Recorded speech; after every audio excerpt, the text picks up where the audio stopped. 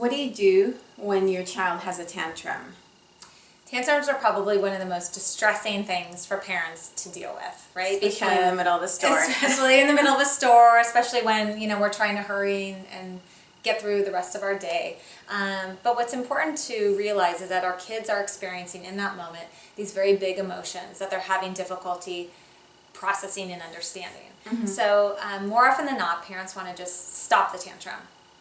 And the reality is we can't really stop tantrums. Tantrums are going to happen, but we certainly can find ways to manage them. So the first and most important thing to do is breathe and calm yourself. You want to model the behavior that you want to see from your child. Mm-hmm. Then you want to be able to get down on your child's level, and you want to be able to empathize with what they're experiencing in that moment. So, gosh, it seems like you're really upset right now. You really, really wanted that toy, Mm-hmm. and mommy had to say no, and it's really hard to say no. Mm-hmm.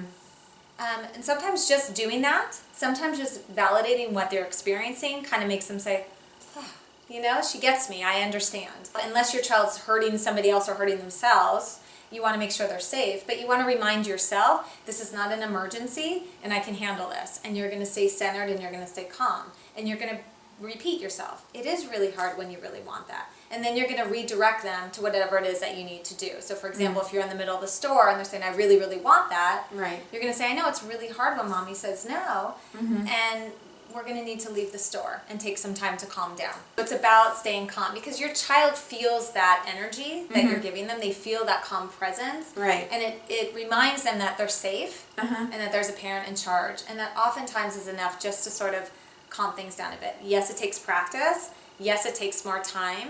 And it doesn't have to be this long lecture. In fact, the less words you use with your child, the better. Okay. It's just you just keep message. reminding them. You keep reminding them with thing. few words. Mm-hmm. And ultimately, you also want to know what's driving the tantrum.